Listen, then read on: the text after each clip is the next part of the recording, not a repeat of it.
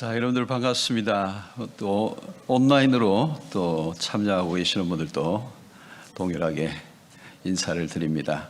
코로나 상황이 이제 거의 터널을 벗어나는 듯한 이 점에 또 우리 컨퍼런스를 미주와 함께 연합해서 열게 되어서 감사를 드립니다. 코로나 요즘 뭐 만나면 코로나죠. 우리 옆에 분들하고 한번 인사할까요?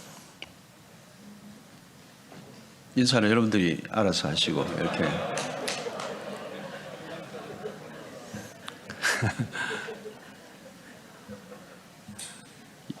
나태주 시인이 자세히 보아야 예쁘다 그랬어요.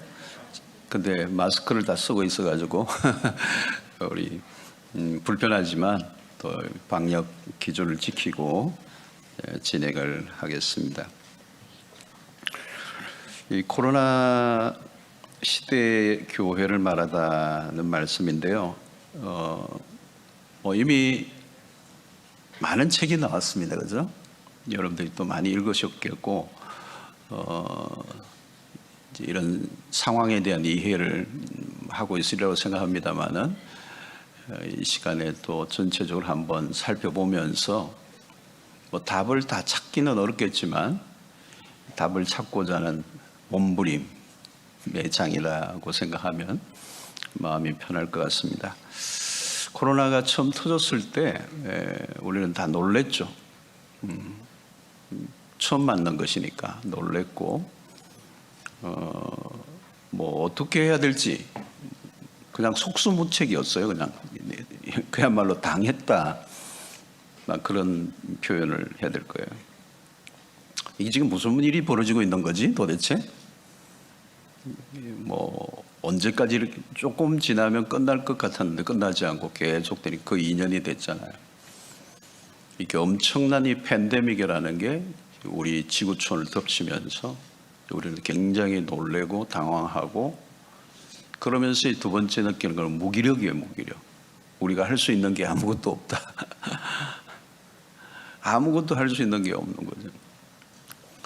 아마 이제 교회만 당황한 게 아닐 거예요. 모든 곳에서 다, 모든 영역이 다 겪었던 것이기 때문에 이 밀려오는 당황함, 또 거기에서 오는 무기력, 거기에서 어떻게 해야 될지에 대한 그런 그 상황에 대한 절망감, 올 스탑이었으니까, 모든 게 스탑이었으니까.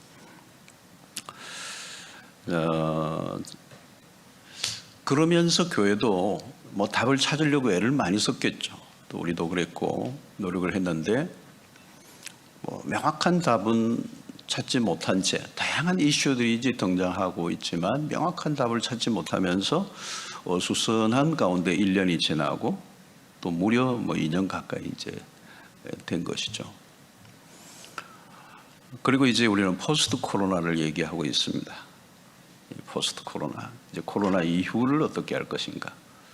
자, 그럼 우리는 코로나 시기에 충분한 레슨을 했는가? 또 코로나 상황에서 부딪혔던 수 없는 또 그런 이슈들에 대해서 우리는 어떻게 대응을 했고, 또 거기에서 레슨을 했고, 또 미래를 여는 준비가 되어 있는가? 이런 질문을 이제 이 점에서 해야 되죠.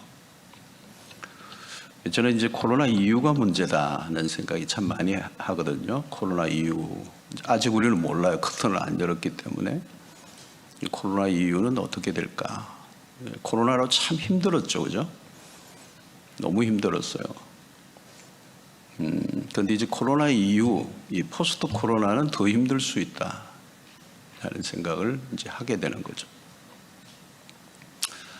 문제는 뭐냐면 우리가 코로나 때 포스트 코로나를 위해 준비를 했다고 생각하는가 하는 거죠. 그리고 어떤 준비를 했는가. 위기는 준비된 사람에게는 기회지만 준비가 안 된 사람에게는 위기는 벼랑 끝이잖아요.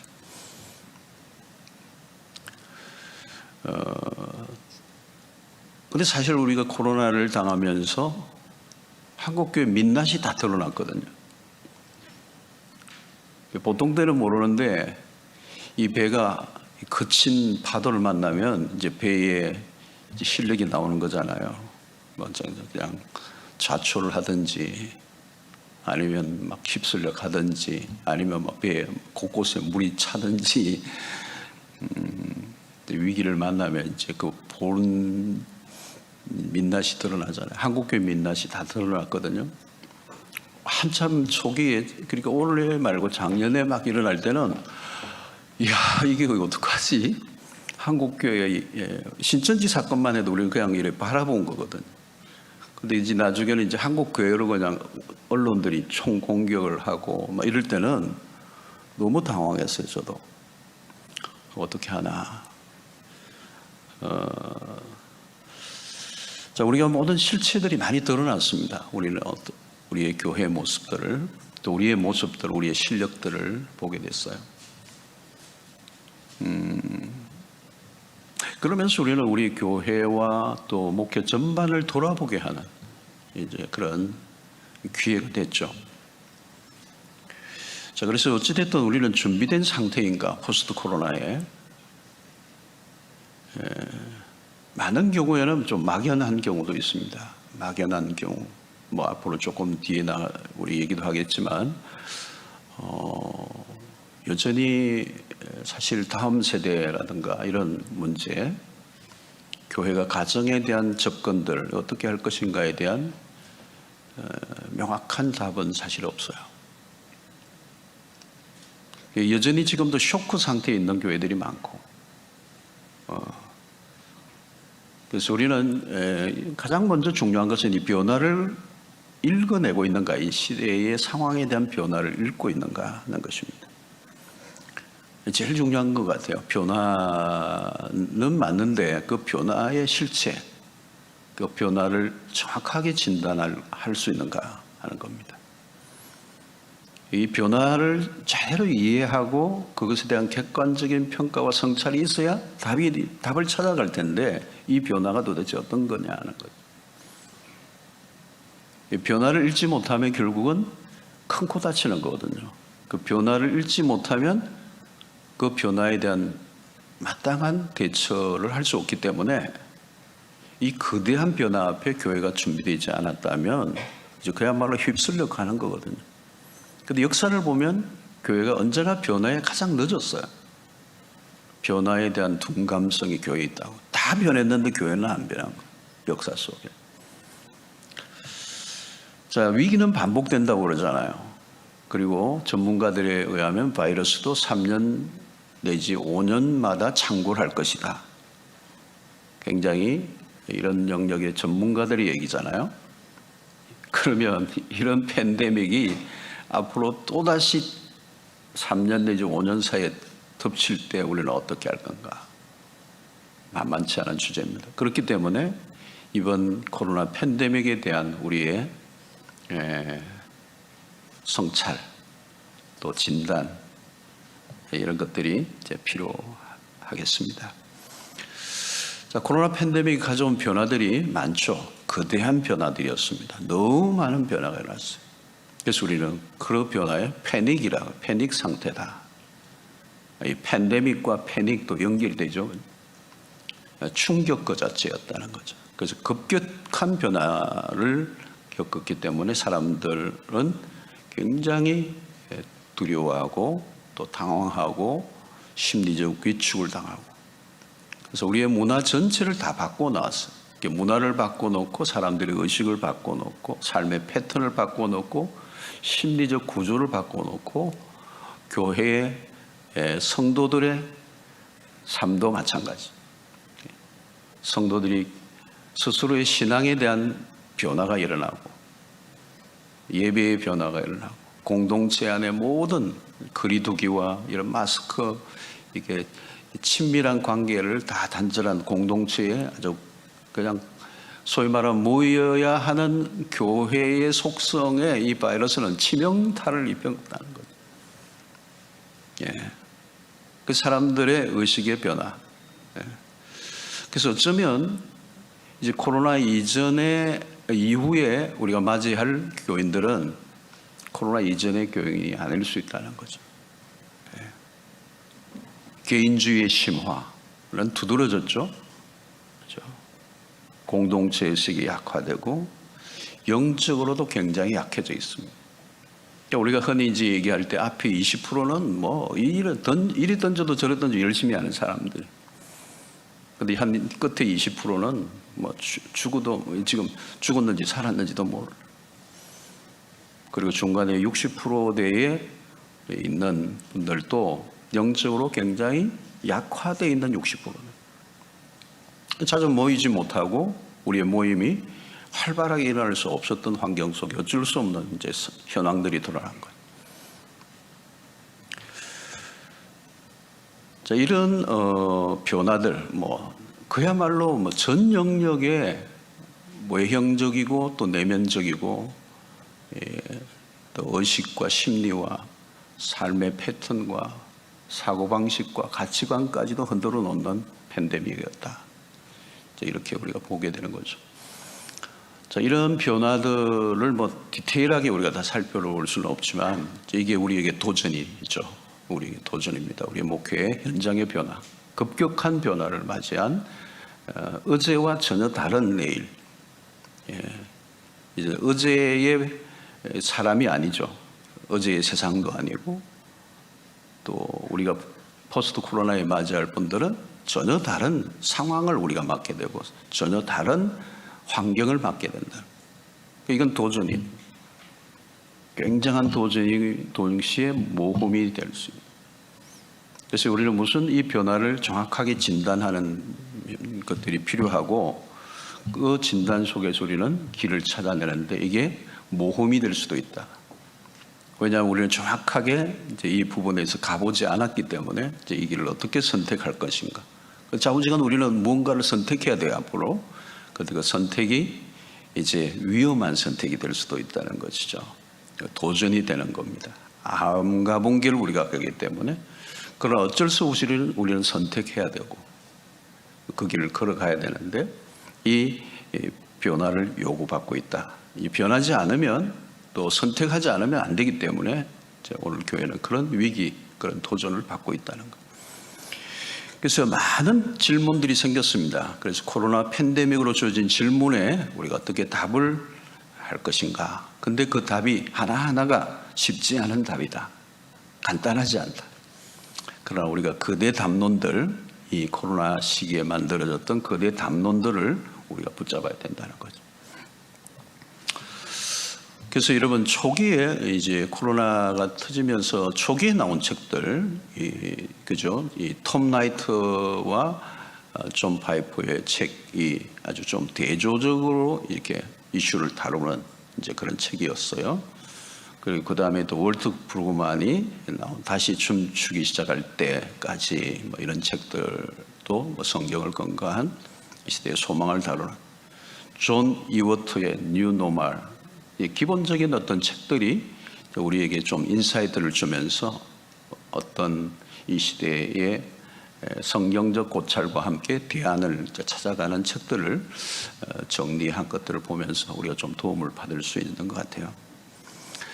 자, 코로나 팬데믹으로 우리가 이런 게 뭐냐, 많이 있어요. 그런데 이제 두 가지만 제가 정리를 하면 첫 번째는 교회의 대외적 신뢰도의 문제를 생각했어요.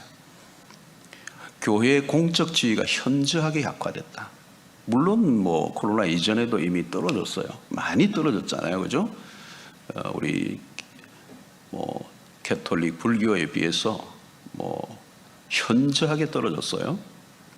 이제 코로나 상황으로 인하여 더 떨어진 거죠. 특히 또 모이기를 힘쓰는 캐톨릭은 원래 잘 안 모였고 절은 더 안 모였고.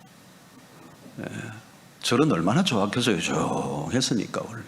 근데 우리는 이제 모여야 되는데 이제 모임이 이제 이 코로나와 상황이 있고 이제 국가 방역 또 국가의 또 지나친 간섭 이런 것과 갈등을 이루면서 마치 정부와 대치하는 듯한 이런 이제 모습들도 보이고 하여튼 여러 가지로 또 좀 뒤에 다루겠습니다만은 교회 공적 지위가 현저하게 약화된 것, 이 코로나 상황 자체로. 그래서 세상 사람들이 질문하는 거죠. 세상 사람들이 질문, 교회가 왜 존재하는가 하는 질문. 우리도 질문을 해야 되는 질문인데 이제 세상도 이제 이 부분에 대해 질문을 던지는 거죠. 교회가 도대체 왜 존재하지? 전염병 상황에서 굉장히 위협적인 존재로 비추어진 것이죠. 그게 뭐 사실 유무나 객관성을 따지기 전에 이게 이제 이미 공론화되어 있는 사회적 이슈가 되어버렸어요. 그게 한참 치열할 때는 굉장히 무서웠습니다. 어떤 분은 식당에 가서 기도를 하는데 실제적으로 밥 먹기 전에 그 가족이 기도하는데 딱 주인이 오더니 예수 믿느냐고 나가라고. 그냥 막 쌍욕을 막 하는 거예요. 교회를 향하여. 우리가 안에 있기 때문에 잘 모르는데 교회 바깥으로 나갔을 때 직장에서도 교인들을 바라보는 사람들의 그 시각이 생각보다 굉장히 이제 스트롱한. 교회가 왜 존재하는가에 대한 세상 사람들의 질문에 대한 명확한 답을 교회가 주어야 되죠. 그런데 우리는 도리어 우리가 모이지 못하는 것에 대한 안타까움으로 발을 동동 굴렸습니다. 어찌됐든 우리가 비춰진 모습은 세상과 거리가 있는, 거리를 둔 교회. 교회 안에, 세상 안에서 교회가 있는, 어울려져 있는 모습이 아니고 뭔가 개토화되어 있는, 세상에 대한 이해가 현저히 떨어지는, 아이솔레이트 되어 있는, 이 세상을 품는 교회의 모습이 부족했다는, 이 원인은 공공성의 부재다. 아마 이게 코로나를 상황에서 굉장히 많이 이제 이슈가 되는 것입니다. 그저 예배를 드리지 못하는 안타까움에 대한 모습만 비추어지는 교회. 그 이상의 그 무엇이 드러나지 않는 거죠. 교회의 희생, 교회의 사랑, 이런 이미지가 전혀 세상은 느낄 수 없었던 것이죠. 그래서 위기 속에 보여준 교회는 매우 허약했고, 이 성장 중심의 교회, 그리고 괴교회주의, 신학의 부재, 이런 것들이 코로나 상황에서 여실히 드러난 것이다. 이렇게 보는 거죠. 그래서 공적 지위의 약화, 이것은 앞으로 이제 선교와 전도와 많은 부분에 제약을 가져오게 되는 부정적 요소가 된 것입니다. 또 하나는 교회 내부적으로는 교회 공동체 의식의 역할을 잃어버렸습니다. 코로나 팬데믹으로. 그래서 20% 내지 30%를 지금 얘기해요. 유시를 20% 내지 30%대입니다. 이제 개교회는 뭐 교회에 따라 다르겠지만 아마 뭐 도시의 교회가 더 현격하게 아마 그것을 느낄 겁니다. 이 코로나 상황이 호전돼도 꼼짝도 하지 않는 이 로스트 피플이에요. 지금 사실은 한국교 전체에 이제 그렇게 떨어진다는 거. 저희 교단도 최근에 올 한 해 통계가 마이너스로, 제가 최근에 이제 어디 들었는데 한 20만 뭐 하여튼 가까이 그렇게 되는데 뭐 그 이상 될지도 모르겠습니다. 이게 엄청난 것이죠. 엄청난 것이. 이런 것들을 통하여 교회 공동체 의식의 약화가 이제 포스트 코로나 상황에서 잃어버린 것입니다. 자, 그러면 코로나 팬데믹으로 얻은 것은 뭔가? 첫 번째는 이 멈춤을 통한 성찰의 시간을 가질 수 있었다는 것입니다. 이것은 유익하다. 코로나 상황을 통해서 우리 자신을 돌아보게 했다. 아마 모든 사람들이 아마 이것을 경험했을 것이고 저도 그렇습니다. 지금까지 우리가 어떻게 달려왔는가? 뭐 우리가 코로나 상황에서 할 일이 없어졌잖아요. 할 수가 없으니까 뭐 신방을 갈 수 있나요? 뭐 무슨 소그룹 모임을 할 수 있나요? 그러니까 멈춰 버렸어요. 한국 교회가 이 활동 중심, 프로그램 중심, 뭔가 으쌰으쌰 모임 중심의 이 활동 중심의 한국 교회로서는 이 코로나가 직격탄이에요. 엄청난 충격이었는 거죠. 한국 교회 하면 분주함, 목회도 분주함 아니에요? 계속 우리는 달려가야 하고 무엇인가 해야 되고, 그러니까 한국 사회와 닮았죠. 탈진하고 소진되어져 가는 이 시대. 예. 시간적 여유도 없이 그냥 뭔가 앞으로 막 달려가고 열심히 했는데, 예. 멈춤을 우리가 스스로는 할 수 없었는데 이제 멈추게 한 것이죠.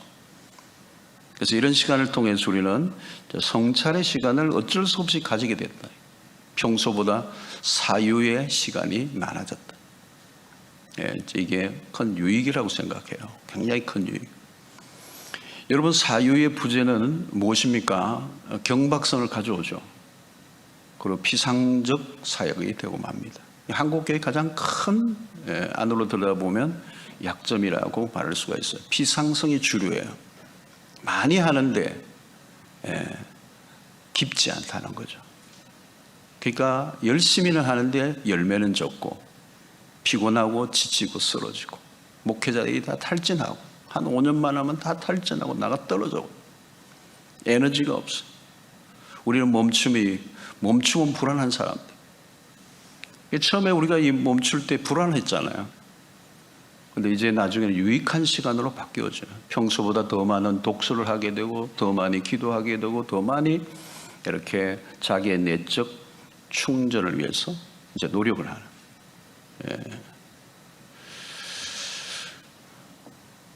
이 성찰이 어려우면 우리가 어디에 서 있는지, 우리가 무엇을 준비해야 되는지를 알 수가 없는 것입니다. 그러면 또 코로나가 끝나고 나면 또 어디론가 우리는 달려갈 텐데 이전과 똑같은 방식으로 전혀 변하지 않은 상태 속에서 교회도 목회자도 달려갈 거라. 그러면 불보듯 뻔하다. 그래서 저는 아마 이제 포스트 코로나에 이제 갈라질 거예요. 이 2년 가까운 시간을 목회자가 또 교회가 뭘 준비했느냐는. 이 깊은 성찰이 필요한 거죠. 왜 교회에 대한 고민이 남달라야 된다는 거예요. 앞으로 한국교회는 어디로 갈 거냐는 거예요. 나는 어떤 목회자로 다시 거듭나야 될 것인가. 이런 그대 담론을 가지고 좀 수준 있는 깊이 있는 그런 주제를 다루는 책들을 소화해내면서 자기 내적인 그런 체험의 시간이 필요하다. 그 성찰을 통하여 체험이 없으면 피상성으로 또 가야 되는 거거든요. 한국교회가 가볍다는 거잖아요. 세상에 대하는 태도도 가볍고 목회자들이 교회를 대하는 태도도 가볍고 교회도 너무 나이브한 프로그램으로 해왔던 것. 이거는 미래에는 존속할 수 없는 교회들이기 때문에 내적 체험, 깊은 성찰, 우리의 시대에 대한 고민,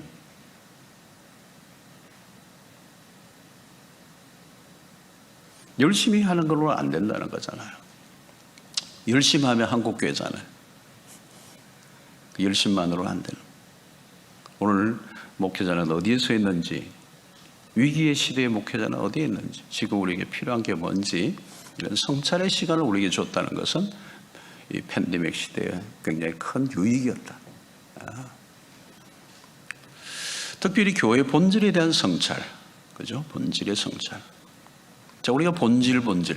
저도 본질을 굉장히 많이 얘기하니까 우리 꼬마들도 특세 때 설교 적어놔 노트, 꼬마 초등학교 2학년 애가 노트 해놨는데 보니까 본질에 충실해야 되겠다 이러더라고요.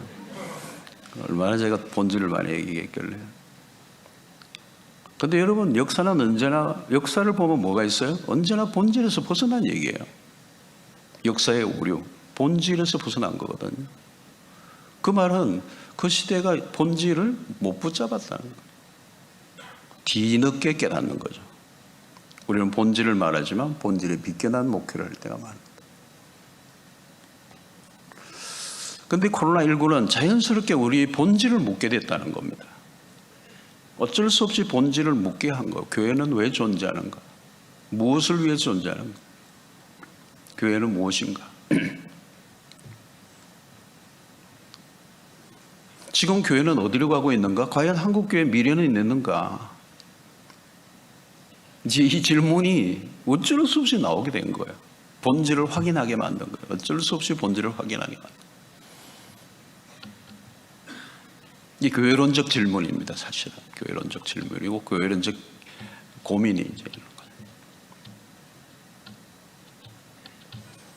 이전에도 본질에 대한 강조는 많았습니다. 그러나 언제나 현실로 돌아가면 이제 그뿐이었다는 것. 그리고 이제는 다르다.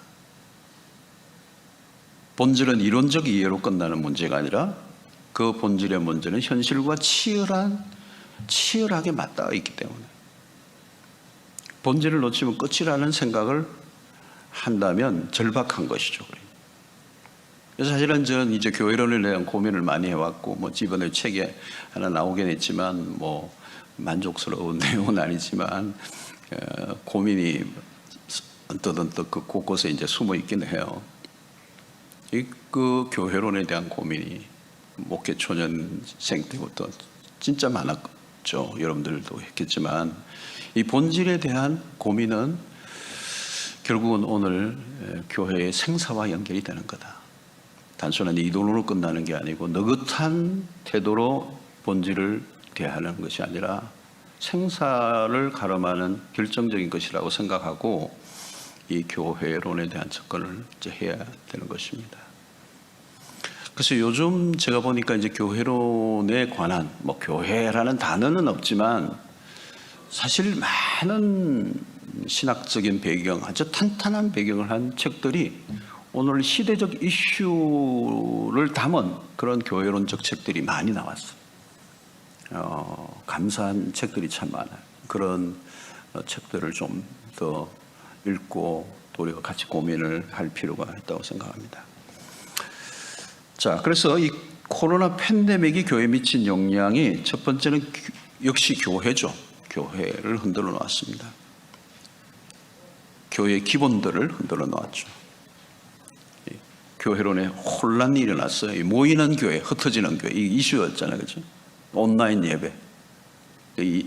그러니까 팬데믹이 교회에 미친 가장 큰 영향은 교회론에 관한 문제고 또 하나는 예배에 관한 문제였어요. 이게 이제 큰 이슈가 계속 큰 덩어리가 이제 흔들렸다는 거죠. 그래서 모이는 교회. 그러니까 우리는 에클레시아로만 집중되어 온 교회. 흩어지는 교회에 관한 이야기는 우리가 많이 했고 알고는 있지만 구체화되지 않은 모호한 개념으로만 있었던 개념. 그래서 코로나 팬데믹으로 이제 교회론의 재정립을 하게 만들었다. 그리고 무엇보다 교회론의 탄탄한 정립이 되지 않으면 교인들을 이끌어갈 수 없게 됐다는 거예요. 언제나 답은 세상에서 찾을 것이 아니고 교회 안에서 찾아야 되는 것이죠. 그래서 우리는 이런 시간들을 통해서 교회가 교회되는 것이 무엇인지, 예배가 예배되는 거. 우리 찬양도 그렇게 하는데 그게 도대체 뭐냐. 모이지 못할 때 굉장히 혼란을 했던 거죠. 그러면서 이제 온라인 예배를 하면서 또 많은 이제 시비들이 있었습니다. 현장 예배를 드리지 못하게 되면서 충격이 컸죠. 그래서 온라인 예배를 열었습니다. 이제 온라인 예배에 대한 신학적 정립을 하기도 전에 온라인 열려버렸어요. 그리고 이미 온라인 예배는 이제 우리의 교회 안에 깊숙이 들어와 버렸어요. 어떤 예배를 드려야 되느냐? 이게 이 포스트 코로나에도 여전히 이제 우리가 이 문제를 가지고 가야 되는 거예요. 온라인 예배를 어떻게 할 것인가? 어떤 시각으로 바라볼 것인가? 얼마까지 갈 것인가? 현장 예배와 온라인의 차이는 도대체 무엇이냐? 이것을 우리 성도들에게, 우리의 자녀들에게 설득력 있게 말해줘요. 지금까지 그리고 온라인, 오프라인 상관없이 지금까지 우리의 예배는 어떠했는가? 지금까지 우리가 드려왔던 예배는 어떤 예배였는가? 또 온라인이 열렸다면 이 온라인 예배를 어떻게 드리는 게 가장 좋은 것일까? 이런 질문들을 가져오게 된 것입니다. 자, 이런 코로나 팬데믹이 목회에 미친 영향이죠. 이게 이제 온라인 사역의 진전이라고 얘기할 수 있습니다. 그래서 코로나19가 우리를 디지털의 세계로 밀어 넣었습니다. 이제 대부분의 교회는, 거의 대부분의 교회는 이제 적극적으로 활용하는 단계로 갔고, 이제는 온라인 교회로까지 지금 우리 교회도 심도 있게 지금 다루고 있는 것이 온라인 교구, 이게 필요하다는 이제 쪽으로 지금 많이 기울어져 있어요. 어쩔 수 없이 이 온라인, 이 디지털의 활용이 적극적으로 할 수밖에 없는 미래의 세계를 우리에게 앞당겨 준다고 할 수도 있습니다. 이제 우리 성도들도 초기에는 좀 서툴던 분들이 조금씩 더 이제 익숙해지고 줌으로 기도회를 하고 줌으로 선교회 이제 여러 가지 보고도 받고 기도회도 하는 것들이 이제 익숙해지고 굉장히 깊숙이 들어왔어. 어제도 우리는 이 전도, 이번에 가을에 전도 집회하는데 전도 대상자를 기록하는 것도 수용로 앱을 통해서 이제 굉장히 이제 다양한 방식으로 왔습니다. 중요한 목회의 틀이 되었습니다. 선택하지 않을 수 없게 됐다. 그래서 우리는 디지털을 영적 도구로 사용할 수 있는 자신감이 이제 어느 정도 붙기 시작했어요. 많은 교회들 안에. 큰 교회들은 또 많은 이제 예산을 투자했습니다. 역사 속에 우리는 문명의 새로운 이기들이 출현할 때마다 우리의 신앙과 삶과 또 선교의 방향도 바꿔놓았습니다. 그리고 이것이 우리의 소통의 방식에 매우 중요한 도구이기도 하고, 그래서 가장 대중적인 툴, 이 도구를 이제는 사용할 수밖에 없게 된 것이죠. 그래서 이런 디지털의 유용성을 통해서 이 말씀을 실어보내는, 지구촌 전체로 실어보내는 굉장히 강력한 도구로, 또 선교의 도구로도 쓸 수 있다는 거죠. 그래서 이것은 이제는 선택이 아니고 필수가 되었다. 그렇다면 소극적인 접근보다 적극적인 접근을 선택해야 된다.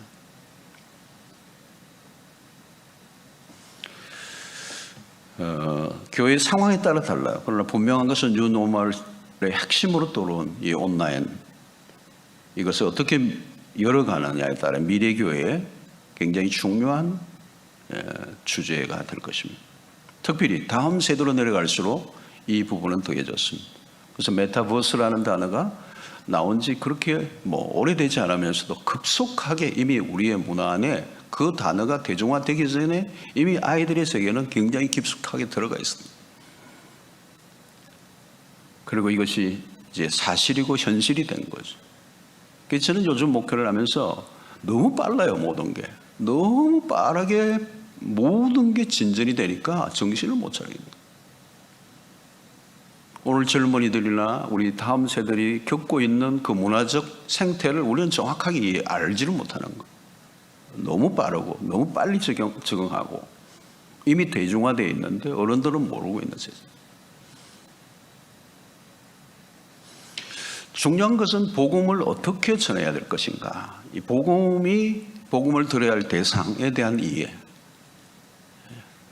그들에게 합당한 또 적절한 툴을 가지고 가야 된다면 인터넷은 무시할 수 없는 거대한 사역의 공간이 틀림없는.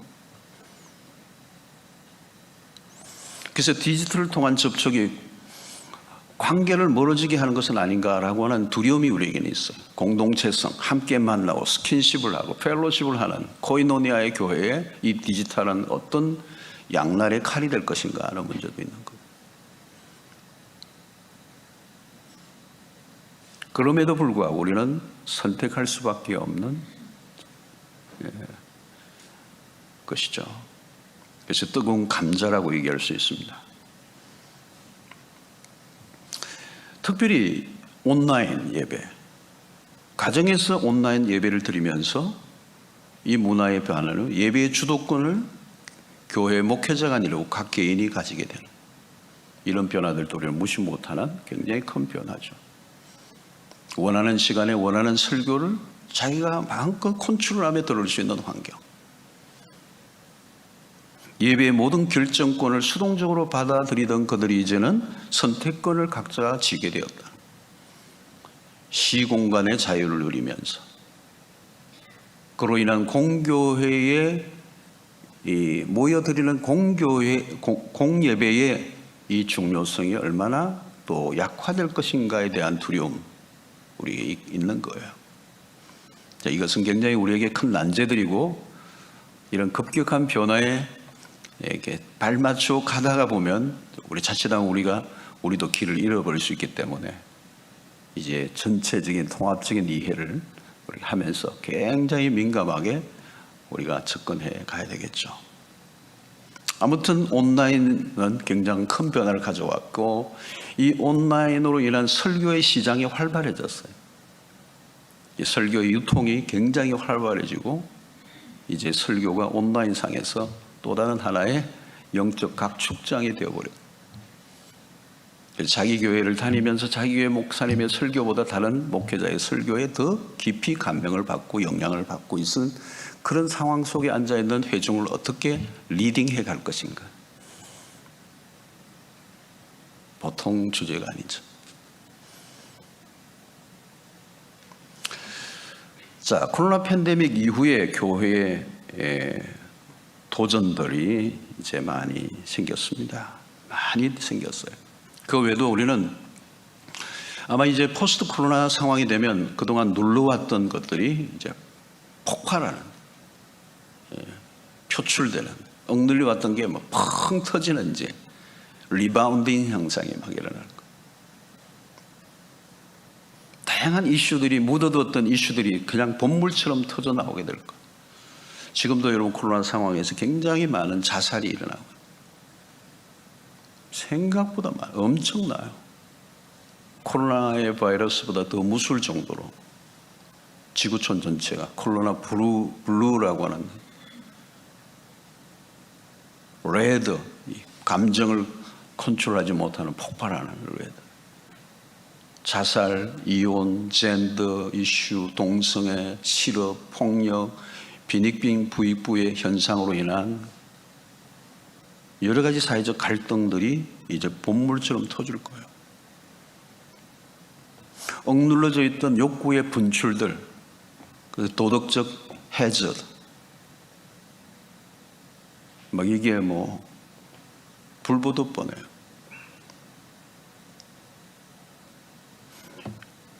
양극화의 문제, 세대 갈등의 갈등, 탈교회적 현상의 심화, 이것이 코로나 팬데믹 이후 교회가 맞아야 할 다양한 사역들이, 현상들이다. 자, 이제 코로나 팬데믹 이후에 그런 목회적 과제를 약간 몇 가지만 정리를 해보면, 첫 번째는 제도적 교회에서 영성의 교회로, 목회로 전환을 해야 돼요. 이미 이것은 이전에도 많이 제가 다양한 형태로 늘 제가 강조하는 것 가운데 하나예요. 제도적 교회, 전통적 모델로서는 미래가 없다. 건물이 있고 조직이 있고 직분이 있고, 그러나 이 코로나 이 팬데믹 이후는 기존의 모든 것들이 다 흔들려 버렸어요. 그래서 우리는 조직의 강화가 아니라 유기적 관계가 더 중요시 되어져 가는, 이 직분과 외적 활동이 중심되었던 조직의 교회로는 성도들의 영적인 필요를 제대로 깊이 있게 채워줄 수 없다는 거예요. 단순한 성장 중심의 모델도 희망이 없는 거예요. 아마 이제 제가 여러분들이 책을 받으신 책 일부에 많이 그런 것들이 있을 겁니다. 최근에 미국에 있는 분에게 제가 얘기를 들었어요. 미국의 유진 피터슨의 제자들의 교회들의 미팅이 이제 컨퍼런스가 있었는데, 사실 유진 피터슨의 그 목사님은 미국의 주류가 아니잖아요. 사실은 아웃사이더로 취급됩니다. 주류의 교회, 제도적 교회에서는 그를 아웃사이더로 취급합니다. 다른 거죠, 칼라가. 그런데 요즘 이 팬데믹으로 일어나서 그 목사님의 제자들의 교회들이 지금 막 일어나고 있다. 사람들이 막 몰려오기 시작하는 거예요. 영성에 관심이 깊어졌다는 거예요. 전통적 교회들은 형식화되고 경직된 그런 것들로는 현대의 오늘 이 고통하는 세상의 사람들을 품을 수가 없는 거죠. 아마도 제도적 교회들은 많이 문을 앞으로 닫게 될 것입니다. 우리가 3기하고도 갔을 때도 그렇고 뭐 이기도 그렇고 미국에 투어했을 때 건강하게 일어나는 많은 교회들이 인디펜던트 독립교단들이 교단에 속하지 않은 교회들. 지금 영성이 필요한 시대다. 영성의 시대다. 그러나 성경적 영성을 추구할 필요가 있다. 제도적 그 시스템에 갇혀 있는 교회가 이제 좀 더 부드럽고 복음을 수용하고 복음을 풀어내는 유기적 공동체로의 전환을 하지 않으면 미래에 소망이 없다. 자, 두 번째는 공동체성을 회복하는 문제입니다. 코로나19로 인해 가장 현격한 변화는 사람들의 개인주의다. 개인주의화가 이미 개인주의화는 오래전부터 심화되었지만 코로나는 더 강력한 개인주의화. 사람들은 고립되어 있어요. 사실 코로나 바이러스보다 더 무서운 거죠. 고립되어져 가는 거. 점점 사람들이 관계를 두려워하고 관계하는 것도 미숙하고. 요즘 여러분 학교에 아이들이 안 가니까 아이들이 관계를 통하여 경험해야 되는 것들이 중요한 레슨인데 서로 이렇게 교제가 없는 거죠. 이 관계가 미숙한 거예요. 관계가 두려워지고 관계를 멀리하고 점점 고립되어져 가고 그들이 어떻게 공동체를 경험할 수가 있겠습니까? 지금은 이제 우리는 교회도 마찬가지. 의미 없는 모임은 안 돼요. 이벤트 목회도 안 되고 세상이 더 재밌으니까. 무슨 제도로 세상보다 더 재밌게 할 방법이 있습니까? 의미 있고 친밀한 성경적 코이노니아를 회복해야 된다.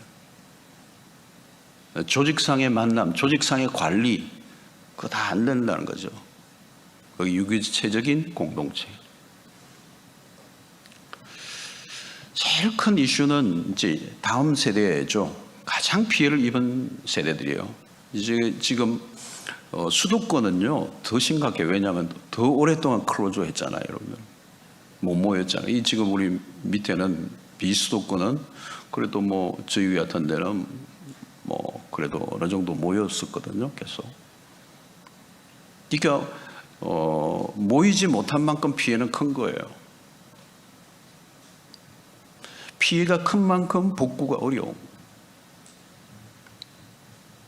아이들이 평소에도 교회 오기를 힘들어했는데 코로나가 터지면서 발길을 끊어버렸잖아요. 여전히 온라인만으로 해결하기 어려운 부분들이 있습니다. 자, 그런데 이 다음 세대는 다음 세대만으로 분리되어 있지 않죠. 부모 세대와의 연결이 과제입니다. 그러니까 다양한 컨텐츠 개발은 물론이지만 가정 안에서의 역할이 더 중요해졌다. 교회가 어떻게 가정과 함께 공조사역을 할 것인가. 그렇다면 교회가 할 일은 부모를 교육하는, 그래서 부모가 자녀를 교육하는 방식, 이 부모의 의식을 깨워주는 일을 선행하지 않으면 안 된다는 거죠. 그래서 부모의 가정의 역할, 가정에서 영적 교육의 현장으로 이어지게 하려고 하면 우리가 가지고 있는 자료나 많은 프로그램들도 전반적인 터닝을 해야 된다. 가정 중심의 사역을 교회가 어떻게 도울 것인가에 총력을 기울여야 합니다. 코로나가 가져다 준 혜택 가운데 하나는 교회라는 고정된 공간을 넘어서게 만들었다. 영적 교회가 무조건 교회만 해야 한다라고 하는 이 기본적인 틀을 깰 수밖에 없게 만들어.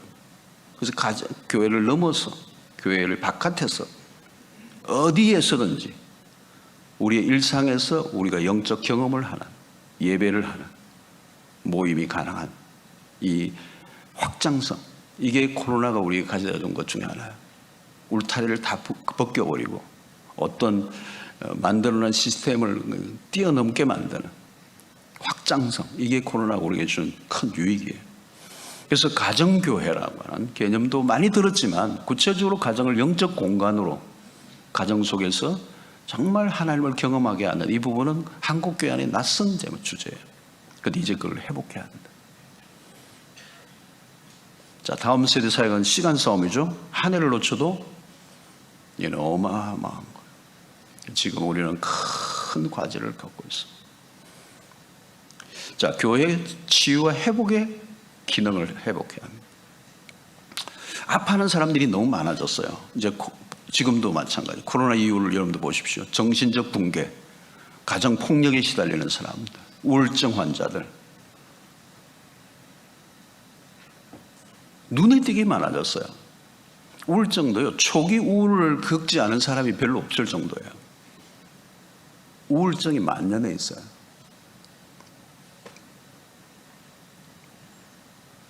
그러니까 교회조차 나오지 못하고 은혜 받을 기회가 없으니까 뭐 그럴 수밖에 없죠, 여러분. 그 후유증이 지금 막 일어나고 있는 거거든요. 그래서 교회가 이 포스트 코로나에 그냥 이렇게 일반적인 것보다는 이런 아픔, 고통, 병든 정신적 가정적인 그 파탄 상태에 있는 그 교인들을 품어내고 녹여내고 은혜로 완전히 그들을 회복시키는 이 노력이 있어야 된다. 제가 그걸 언제 느꼈느냐면 제가 지난 여름 전에 이제 철야를 좀 강력하게 해야 되겠다는 마음이 저에게 들더라고요.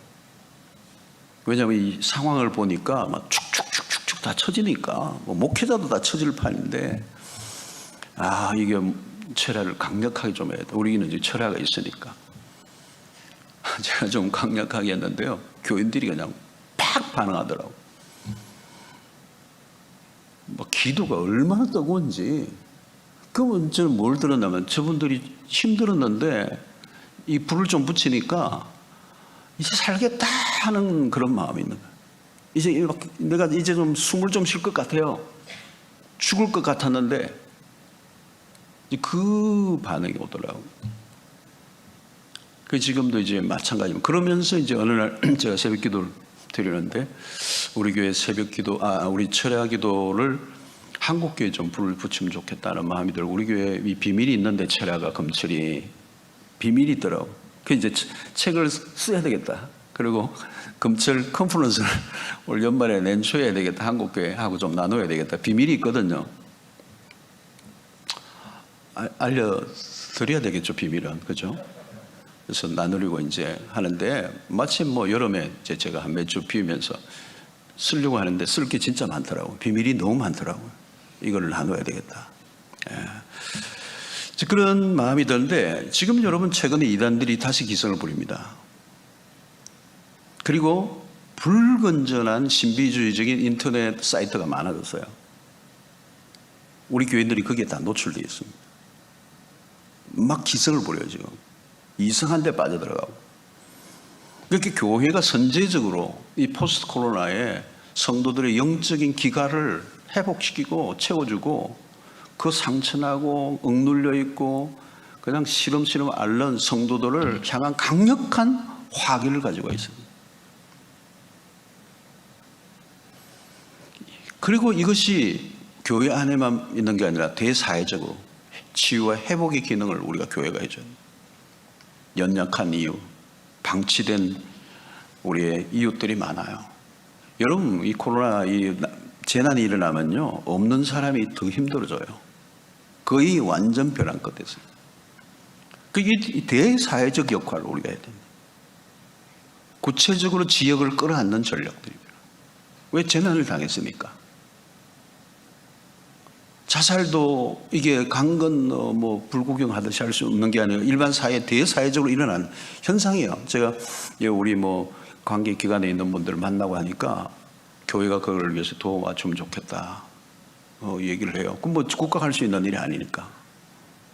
돈도 안 되는 일이고. 아이고, 이 시간이 다 가버렸네. 내가 마쳐야 될 시간이죠. 대답이 없네, 아무도.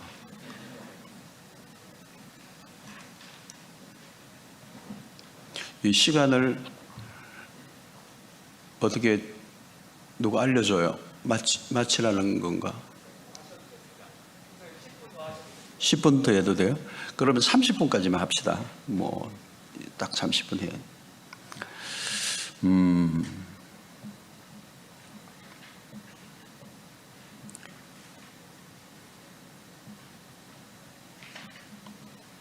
그래서 우리 코로나 팬데믹 이후에 선택과 집중을 좀 생각하면 첫 번째 우리 교회 안에 좀 예배를 여러분 다시 붙들어야 된다는 거죠.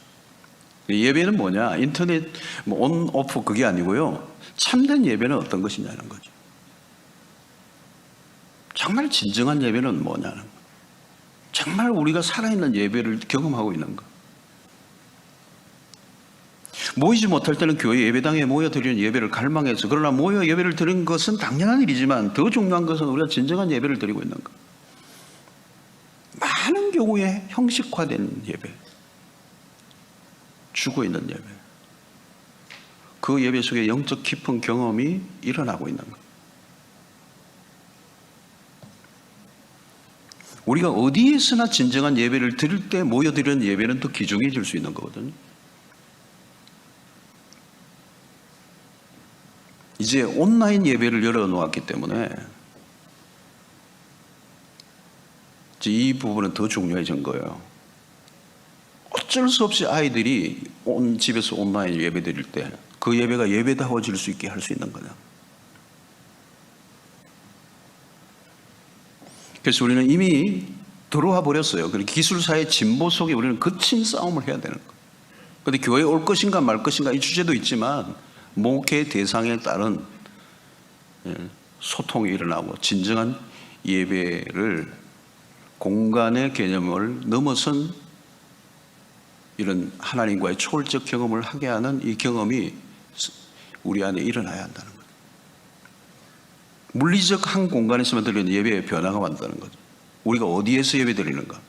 사실 사마리 여인과의 예수님의 대화에서도 마찬가지예요. 어디에서 드릴 거냐가 아니라 영과 진리로 예배를 드리는 자를 찾으십니다. 공간은 매우 중요하지만 공간을 넘어선 참된 예배자를 하나님 찾고 계십니다. 자, 말씀 사역이죠. 그 다음에 말씀 사역이에요. 본질적인 부분 말씀 사역이에요. 말씀 사역이에요. 이 지금 이슈들, 그죠? 흔들리는 수없는 많은 오늘 이 다원주의의 기준이 흔들리고 있는 이때 우리가 가지고 있는 성경. 그래서 목회자가 이 성경을 가진 이 실력, 이게 진검성부가 드러나야 될 때고, 이 일을 위해서 우리는 다양한 시대 다양한 사람들의 그 문제들을 말씀을 가지고 답을 해줄 수 있는 선포의 기능이 더 강력해졌다. 전도도 마찬가지예요. 직격탄을 맞은 게 전도입니다. 상황은 어려워졌어요. 전도지 나눠주는 방식으로는 안 되고 더 매력적인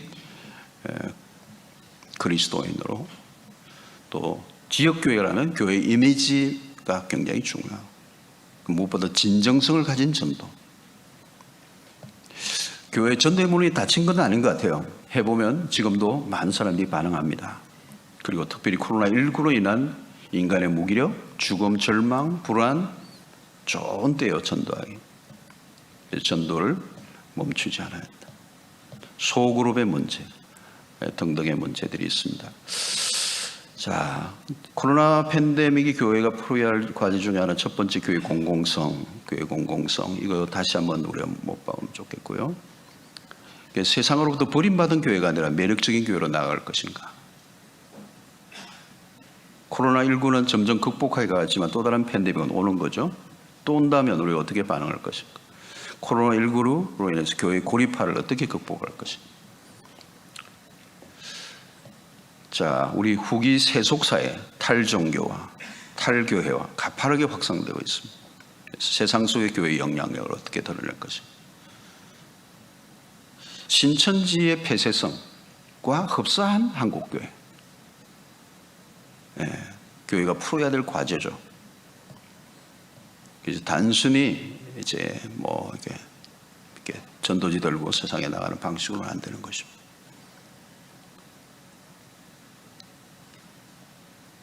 이 공적인 역할을 감당해야 된다. 공공선을 추구해야 된다는 것입니다. 교회론의 변화가 일어나야 되는 거죠. 둘째는 교회와 가정의 연결.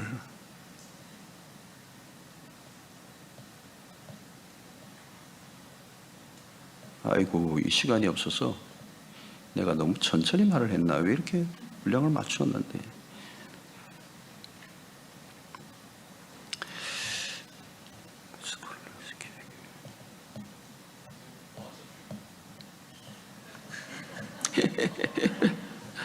아니, 이게 뭐 시간 따라 이제 가야죠. 뭐 너무 또 해도. 결론을 좀 하려고요. 자, 코로나라는 거대한 팬데믹으로 인한 일어난 변화를 보면서 우리가 느끼는 것은 우리가 이전으로 돌아갈 수 없다는 점이고, 이제 그게 문제입니다. 이전으로 돌아갈 수 없다는 게 문제예요. 왜냐하면 우리는 자꾸 이전으로 돌아가려고 그래요. 그러나 돌아갈 수 없다는 거예요. 그리고 이전의 길이 없어져 버렸어요. 새 길을 찾아야 된다. 웨이메이커예요. 그런데 그 길이 단순하지 않게 됐다는 거죠. 그게 문제예요. 그게 복잡해졌다는 겁니다. 이게 굉장히 지금은 여러분 신경을 날카롭게 지금 진단하고 가야 돼요. 그런데 지금은 모험이 필요한 거예요. 아무도 선생이 없어요. 그러니까 코로나 이후는 우리가 풀어야 될 난제들이 굉장히 많아졌고, 그리고 이 난제들이 많다는 걸 부정적으로 볼 필요는 없어요. 더 우리의 기회가 될 수 있는 겁니다. 어렵다는 말이지 풀 수 없다는 얘기는 아니에요. 이런 시대일수록 하나님이 우리에게 기회를 주십니다. 그러나 위험한 시대는 틀림없어요. 많은 교회들이 문을 닫습니다. 실제적으로. 편안하지 않아요, 이제. 그래서 우리는 현실에 안주하려는 유혹을 극복해야 된다. 도전해야 되고 거칠게 좀 모험적이어야 된다. 위험하지만 시도해야 돼요.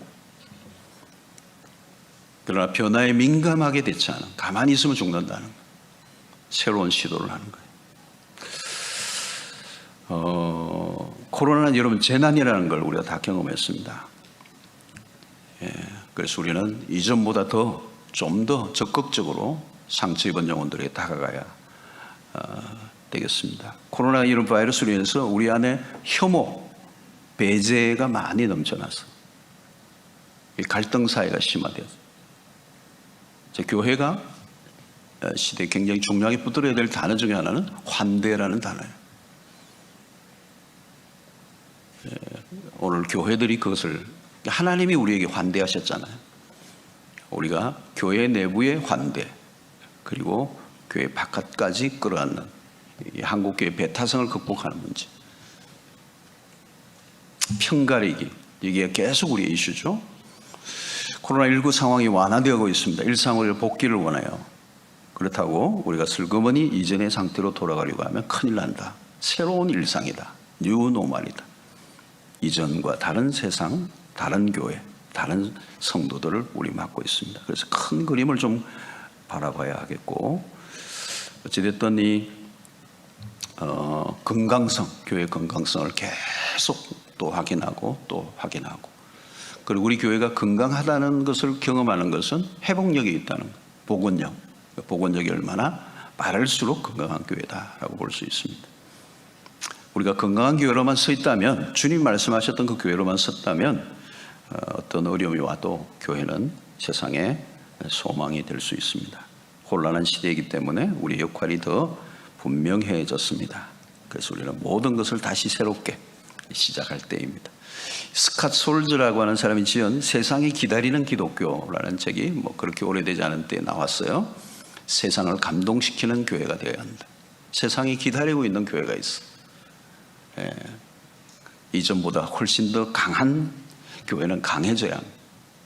그래서 목회자들 역시 이전보다 훨씬 더 영적으로 무장하고 깨끗한 영혼으로 말씀의 금을 예리하게 갈아서 오늘 시대에 답이 되는 우리 사역들이 되기를 바라겠습니다. 감사합니다.